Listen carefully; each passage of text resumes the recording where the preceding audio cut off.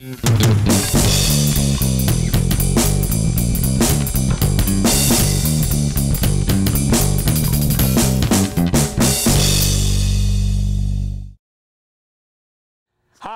and welcome to GENO'S Picks, presented by the SBR Forum. Hey kids, we're back in the studio. I know, you missed me while I was away. But you didn't miss the picks, because if you followed, the last time I picked NCAA, 3-0. 10-6, 63% against the spread on the year, and you know what week it is now. It's March Madness tourney time. So we have 4 picks for you against the spread. Against the spread, because if you want my bracket picks, you got to go to the podcast. And of course, you can always hear that at genospicks.com. So let's get to the picks.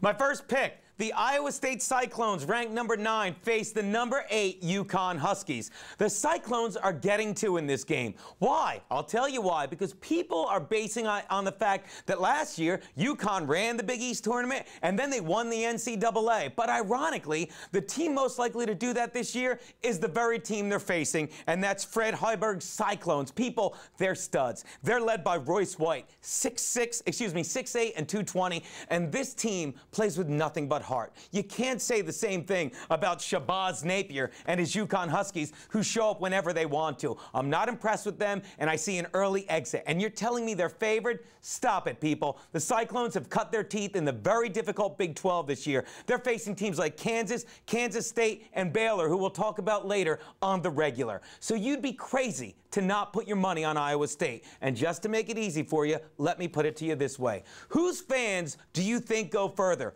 Fans in Connecticut or fans in a cyclone? That's right. Those go a lot further. Hey, we think of some of these on the way, people. I had a picture if I took UConn. Look, ride the Huskies. All right. Take Iowa State and the 2 you're getting. My next pick. Joe, take the pick. Joe.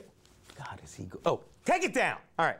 My next pick, number 1 ranked Michigan State, the Spartans, faced number 16 Long Island University out of Brooklyn. Yeah, I'm a New Yorker, but people, look, you got to take Michigan State, and not just to win it against the spread. They're laying 20, but people, let me tell you, if you watched my video last week, I said it should be interesting to see what Michigan State does now that they lost stud Brandon Dawson. And I'll tell you, Tom Izzo, who just went to the tourney and won it all a couple years back, proves year after year he's a great coach, because all they did was cruise through the Big Ten tourney, seeking revenge on every team that ever gave them trouble. Wisconsin, done. And then they crushed Iowa State, who made them share the 3-way tie with with Ohio State and Michigan. I love the way this team is playing. Look at the kids that stepped in for Dawson. Brandon Wood and Travis Trice, and look for them to keep playing great. These guys are a lock, I think, to make it to the Final Four. And I'll tell you something.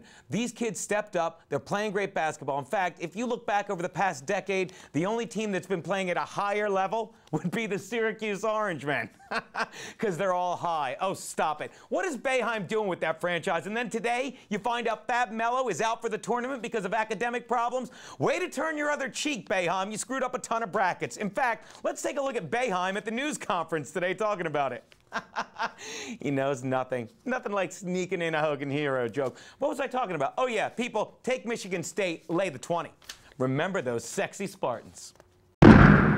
My next pick, the Baylor Bears, ranked number 3, are giving 7.5 to the South Dakota State Jackrabbits. I don't know what's more surprising in this. South Dakota made the tourney, or South Dakota is labeled as a state? I know. People, look, Baylor's been an up-and-down team all year, and this is what you call a sexy Cinderella to take the Jackrabbits. But people, we just talked about it earlier. The Big 12 is a tough conference, and Baylor's been up and down all year. But Baylor, as we said earlier, is based where? In Waco. And if we learned anything from that, it's that people from Waco tend to heat up when it turns to spring. On the other side of the ball, people, look, you got on the Baylor side, Perry Jones the third. What is it with Baylor? Everyone's the third. I got to move there. These people live forever. Got great grandkids playing. But the Jackrabbits, people, the Jackrabbits play in, you ready? The Summit League. Pat yourself on the back if you knew that, but you're not listening because you already know they're not going anywhere. Why? Because the Summit League is in the Midwest, middle of nowhere, so it's a bunch of, look at the team picture. It's a bunch of white kids. How white are these guys? Let me put it to you this way. The Jackrabbits starting 5 also played the Von Trapp family in the spring production of The Sound of Music. And face it, people, like most white kids from the Midwest, these white kids are a bunch of shooters. And I'm telling you something, when it comes down to crunch time against Baylor, they're not going to do well, because it's a lot like a pedophile. Once you find out how much they love nailing threes, you keep a close watch on them, and they don't have what it takes to start draining those deuces. Am I right? People, take Baylor, lay the 7.5. Get off me. Which brings me to my double your money Friday afternoon bet. See what I did? God, the tournament's great. The number 2, I'll say it again, number 2